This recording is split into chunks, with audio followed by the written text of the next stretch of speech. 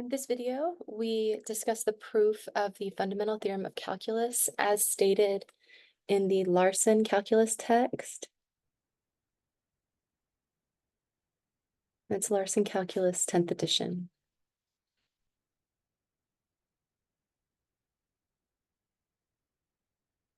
The theorem as stated in the text is this. It says, assume f is continuous on the interval from a to b, and capital F is an antiderivative of lowercase f.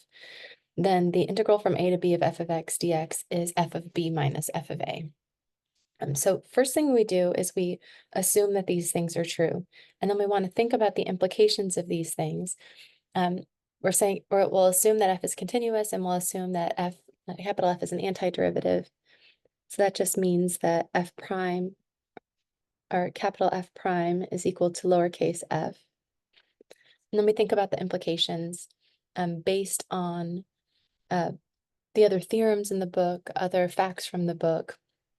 So this one says that f is continuous, this assumption at the beginning of our theorem. So we say, well, what are the implications of that? Well, there's a theorem in the book, a different theorem.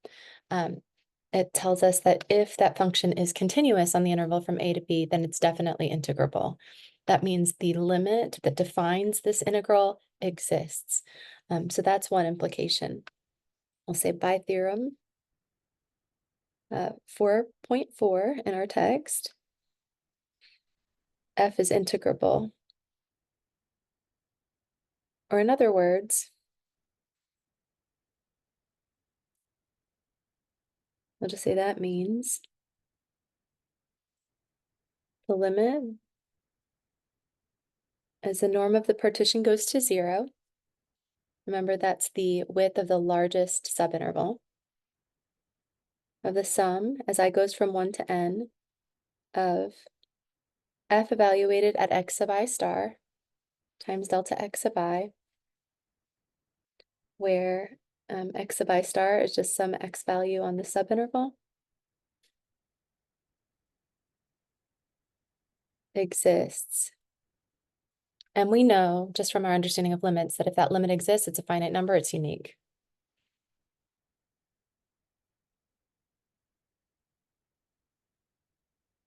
Now, since that limit exists and is unique, well, we need to think a little bit more about sort of what that limit means. Just as a reminder, this limit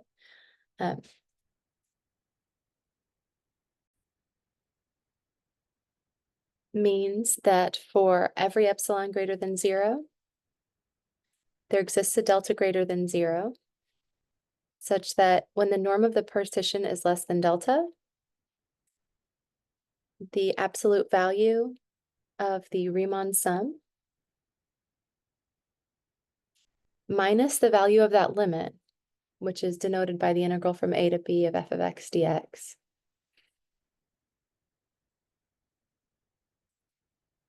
this value of the Riemann sum is always, or the distance of the, how do I say that? The difference between the value of the Riemann sum and the definite integral itself is always less than epsilon. And that's for every partition.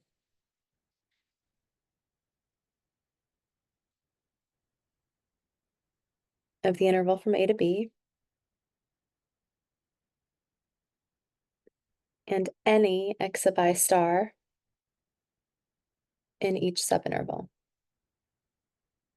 Oops. So it does not matter which x value we choose in the subinterval, and it does not matter how we subdivide that subinterval to begin with.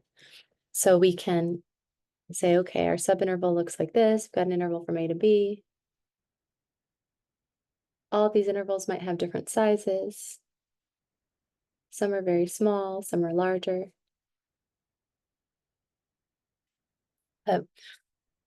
X sub 0 is our a value. X sub n is our b value. And we just start here and end here. So that creates a partition.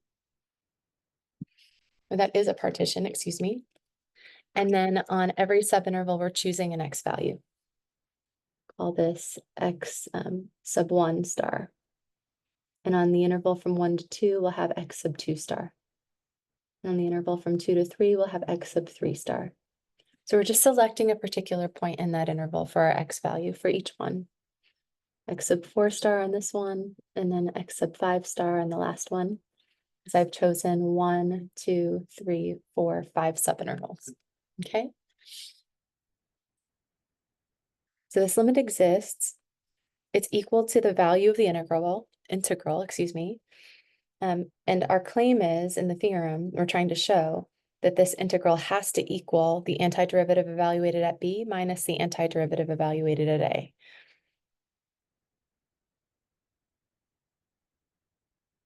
And we know that this limit is defined in this way. So this is defined for every partition of a to b. Does not matter how we subdivide it, and doesn't matter which x values we choose. The difference between the value of the integral and the Riemann sum will always be less than epsilon. No matter how small we want epsilon to be, we can always find a delta so that that Riemann sum is within epsilon units of that limiting value, which is the value of our integral. So we just need to find the value of that integral for one particular set of x sub I stars, one particular choice of x sub I on each subinterval. And if we can find that value for one particular choice of x sub I stars, since the limit is unique, if we find that for one of them, then we know that that all the other limits have to be the same thing. So we're going to try to choose our x sub I star wisely in order to find the value of the limit. And of course, the limit is denoted by the integral from a to b of f of x dx.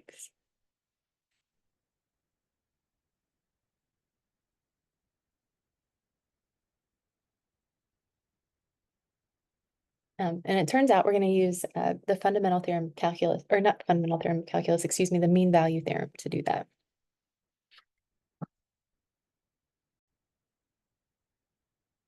In this video, we state the fundamental theorem of calculus as stated in the Larson calculus text.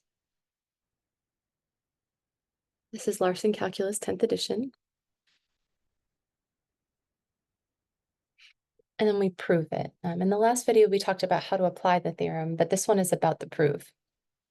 So here's the theorem. It says, assume f is continuous on the interval from a to b, and capital F is an antiderivative of lowercase f. Then according to the theorem, the integral from a to b of f of x dx is equal to f of b minus f of a. So you just take the antiderivative, you plug in b, plug in a, and subtract.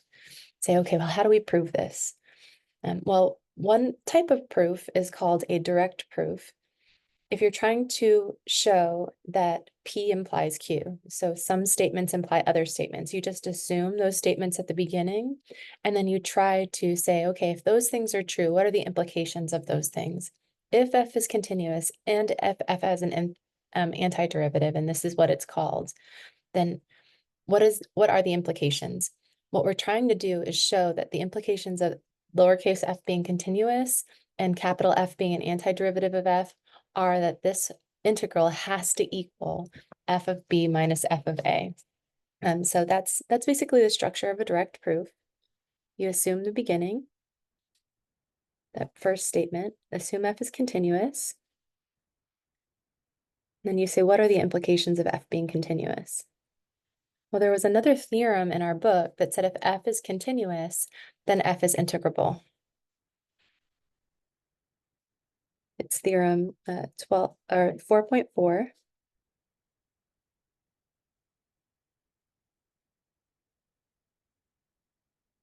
And if f is integrable, that means that this is just a finite value and it's equal to the limit as the norm of the partition goes to 0 of the Riemann sum. We'll say that is the limit as the norm of the partition goes to 0 of the Riemann sum, or a Riemann sum for any Riemann sum.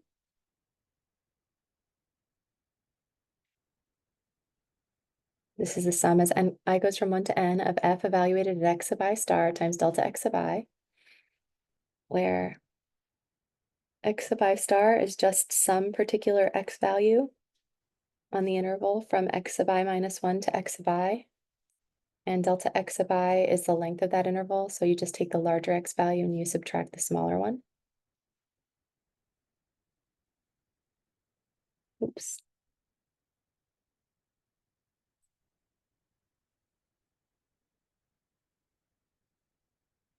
So that is equal to a finite number.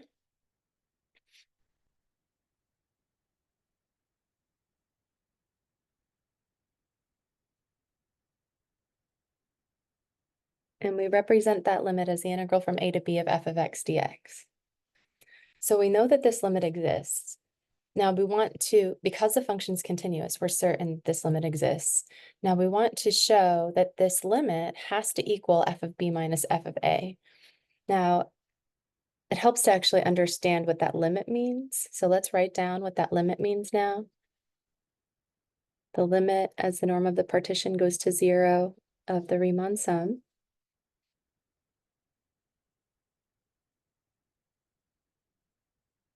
equals L, where L is this value,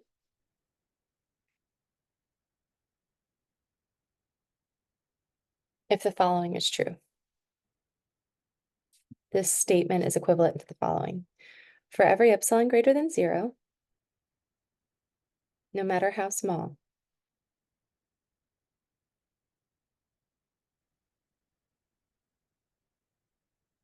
there exists a delta greater than 0.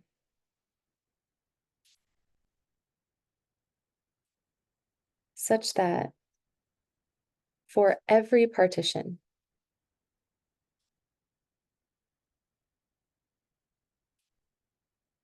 where the norm of that partition is less than delta,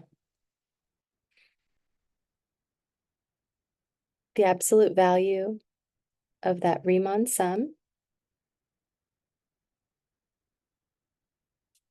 minus the limiting value is less than epsilon. So we're saying no matter how we subdivide that interval from a to b, start here at x equals a, we end here at x equals b, and we can subdivide any way we want, just as long as we call this x sub 0 or x naught, and we call this number x sub n, and then we put all of our x values, x sub 1, x sub 2, x sub 3 in between, in just the right order, so the subscripts increase by 1 as you go from left to right. For every partition, we can make that Riemann sum as close as we want to the limiting value.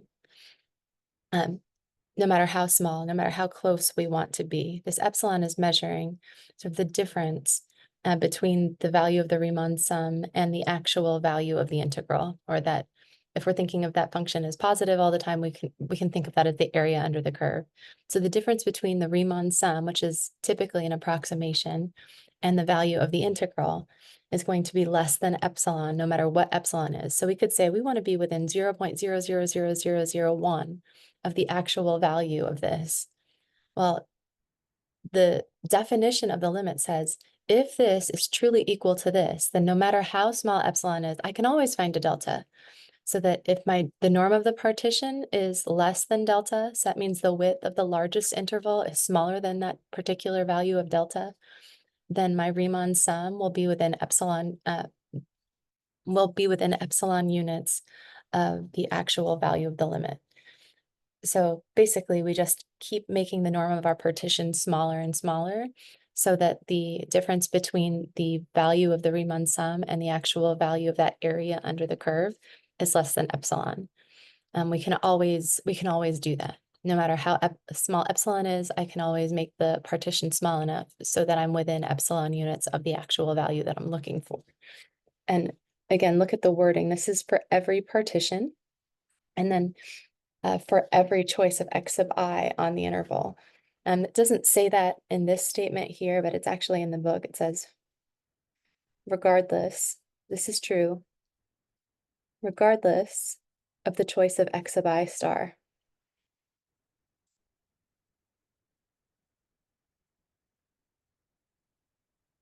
In each subinterval.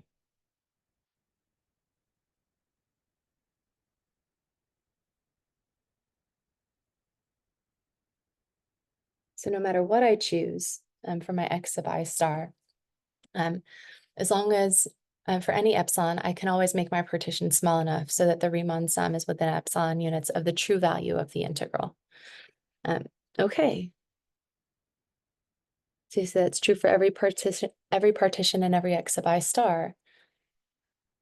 How can I find the value of the integral? Well, I just need to find one value of the integral for every partition, but for one choice of x sub I stars. If I can choose my x sub I star wisely on each subinterval, so that this limit equals a finite value, and that finite value is this. Once I find the value of that limit for one particular choice of x sub I star, I know that all of the other limits are going to be exactly the same because there's only one limit when you compute this. You're only going to get one number. That number is finite, and it's equal to this. So if we can choose x sub I star so that we actually get a number out of this, well, then we'll know what the value of the integral is. And if we know what the value of the integral is if we know what that limit is, then we know that the limit is going to be the same even if we had chosen the x sub I stars differently. So that's the plan. Everything we've said so far is just based on the continuity of the function f on the interval from a to b. Okay. So we say now we want to choose x sub I star wisely so that we can find the value of the Riemann sum for one particular choice of x sub I star.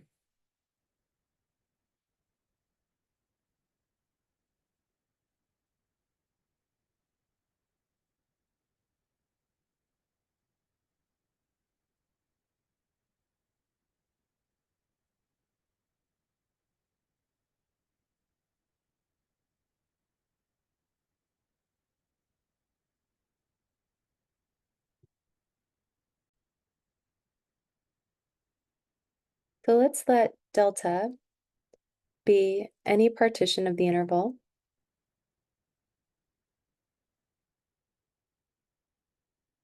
from a to b. And it would be given by the following inequality. A is going to be called x naught. X1 is greater than x naught. X sub 2 is greater than that. X sub 3 is greater than that. And so on. The subscripts keep increasing till we get to x to n minus 2, and then x to n minus 1, or x sub n minus 1. And then our last x value is x sub n. We call that b. So that's our partition. And what I'd like to do is apply the mean value theorem. I want to choose my x sub I star so that we can apply the mean value theorem to our particular function. We have to be careful about that. So we'll say since our function f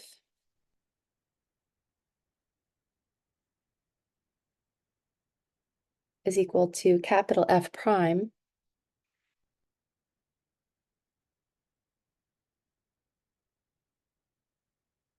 on a to b,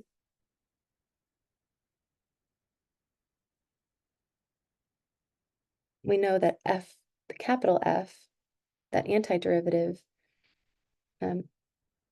is continuous on the interval from a to b.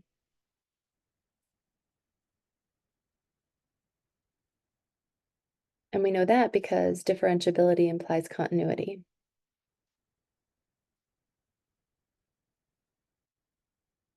Since we know f prime exists on the interval from a to b and f prime is continuous, then that means the original function f must have been continuous.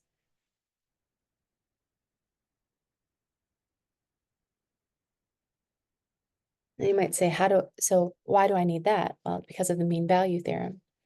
Now recall what the mean value theorem says. The mean value theorem says the following. If a function f is continuous on a to b and differentiable on a to b, then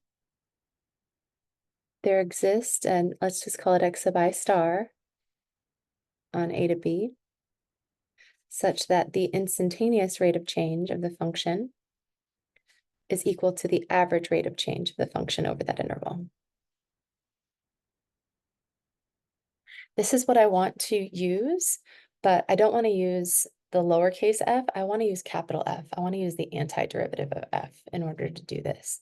So we needed to see, I wanted capital F prime at x star here.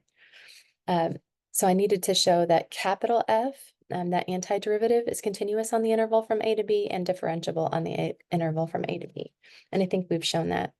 So we said that since lowercase f is f prime, that means we know that capital F is differentiable. Since capital F is differentiable, we know that it has to be continuous. Since it's differentiable and continuous on the interval from a to b, then we know that it's differentiable and continuous on all of these subintervals as well. So we can apply the mean value theorem to capital F. Okay, so we'll say since f is equal to f prime in the interval from a to b, we know that capital F is continuous because differentiability implies continuity, not continuous. It doesn't make any sense. We'll say so.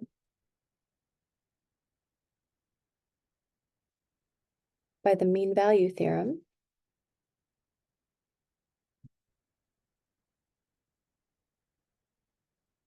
we can choose x sub I star in the interval from x sub I minus 1 to x sub I, so that capital F prime at x sub I star is equal to the average rate of change of the function over that interval. So it'll be equal to f of x sub I minus f of x sub I minus 1, all divided by x sub I minus f of x, or x sub I minus x sub I minus 1. And there's a lot of subscripts here, but remember, if I is equal to 5, this is just x sub 5 minus x sub 4. This is just the width of that interval that starts at x sub 4 and ends at x sub 5. So this is actually delta x sub 5 in that case. So this is the difference between the function values at the endpoints of the interval divided by delta x sub I.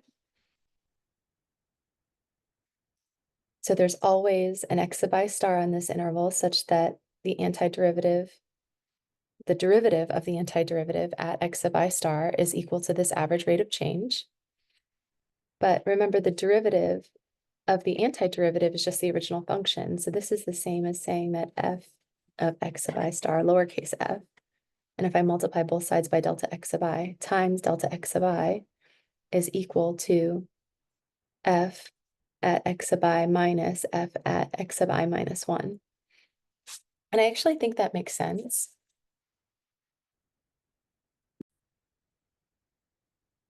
Actually, it looks a little bit like a tangent line approximation.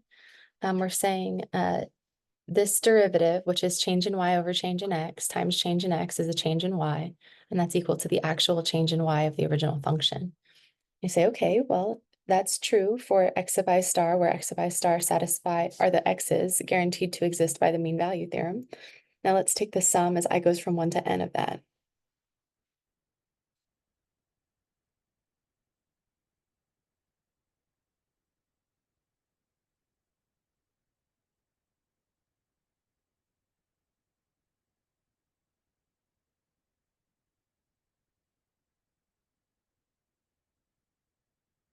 Now, when I evaluate this at I equals 1, I get f of x sub 1 minus f of x sub 0. When I evaluate at I equals 2, I get f of x sub 2 minus f of x sub 1. When I evaluate at I equals 3, I get f of x sub 3 minus f of x sub 2. And we keep going. Eventually, we'll have f of x sub n minus 1 minus f of x sub n minus 2. And then for the last one, we'll have f of x sub n minus f of x sub n minus 1. What I want you to notice is that this sum is telescoping. And when I say it's telescoping, I just mean that because of the relationship between this subscript and this subscript, because this is an I and this is an I minus 1, and because this has a positive sign and that has a negative sign, a lot of these terms are going to cancel. They're going to cancel in pairs. I've got f sub or f evaluated at x sub 1 here, and I have minus f evaluated at x sub 1 here. When I look at the I equals 1 term and the I equals 2 term of the sum itself, that subscript of 1 appears here and here. So I end up with 2 terms with opposite signs. So those are gone and those are going to cancel. And then the same thing happens here. When I substitute I equals 2 into this, I get a positive f evaluated at x sub 2. When I substitute I equals 3 into this, well, that gives me a 2 here. So I get a negative f evaluated at x sub 2. So I've got that f evaluated at x sub 2 minus the exact same thing. So those reduce. I've got an f of x sub 3 here, but then when we substitute in I equals 4, we're going to have f of x sub 4 minus f of x sub 3. So this is going to cancel with something that's in that little dot, dot, dot range. Similarly, I've got f of x sub n minus 1 minus f of x sub n minus 1. This f of x sub n minus 2, this negative one, cancels with another f of x sub n minus 2, which was positive, which was in here. That's gone. So you might say, okay, well, what stays? What actually remains after all of those cancellations in pairs? We end up with the antiderivative at x naught, or the negative of the antiderivative evaluated at x naught, and the positive of the f of f evaluated at x sub n. But remember what x sub n and x naught are. X naught is always a, and x sub n is always b. So this is actually f of b minus f of a, which is what we were trying to show.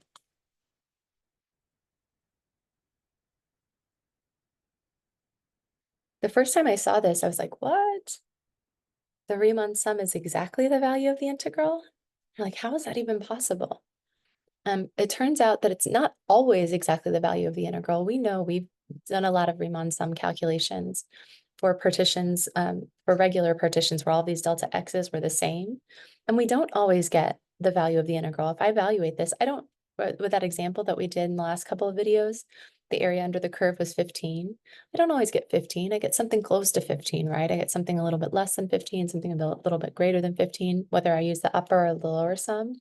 What this says, though, is if we choose our x sub I star wisely, if we choose the x sub I star that are guaranteed to exist by the mean value theorem, when the mean value theorem is applied not to the original function lowercase f, but to capital F, that antiderivative of f on the interval from a to b, then the Riemann sum gives us exactly what we want. It gives us this constant value, which is the difference between the antiderivative at the endpoint and the antiderivative at the beginning point. And so you might say, okay, well then what's the value of the limit of this as the norm goes to 0? And again, the norm is just that width of the largest subinterval. So in this picture, it looks like the largest subinterval is the interval from x naught to x sub 1. I want to choose my partition so that the norm goes to 0, so that even the largest one is getting thinner and thinner and thinner. So that rectangle is getting very, very, very small. Well, if I take the limit of a constant value, because this is just a constant, as the norm of the partition goes to 0, we still get a constant. As we know, the limit of a constant is just that constant. So no matter what we do to that norm of the partition, we're just going to get this value back. So that's pretty cool. All right, so that means the limit as the norm of the partition goes to 0 of this is equal to f of b minus f of a. And since limits are unique, you can't get more than one value of a particular limit just by the definition of a limit. Then that limit has to be f of b minus f of a. So let's write that down and then we'll be done.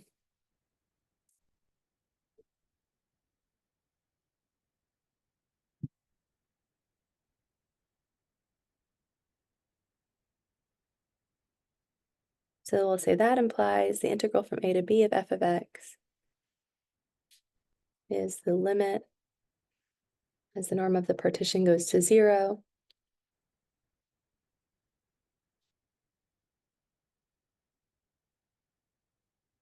of the Riemann sum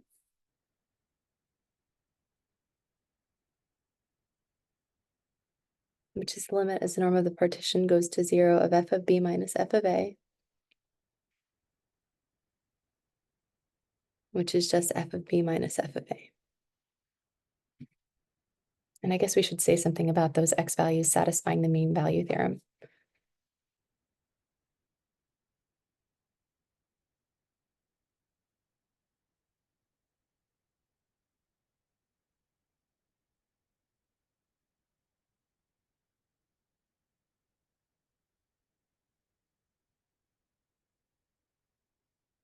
So the x sub I are those guaranteed to exist when we apply the mean value theorem to the antiderivative of f on the interval, on each interval from x sub I minus 1 to x sub I. So we said the antiderivative is continuous and differentiable in each of these intervals. So there's some x value that we can choose so that the mean value theorem is satisfied. And then we did a bunch of calculations and showed that the sum involving the antiderivatives was telescoping, and we ended up with those two terms. So if we choose the x sub I in accordance with this, it turns out that the Riemann sum actually gives us the exact value, which is pretty cool. So the limit of a constant is that constant value, and we're done with our proof of the theorem. Okay, so I hope that that made sense. Now let me know if you have any questions about it. Let me know if you see any flaws in my logic, or if there's a much more efficient, elegant way to prove the theorem. I would love to know that too. Leave your comments on YouTube, or you can send me an email as well, sasha.townsend.tulsa@gmail.com. Thanks.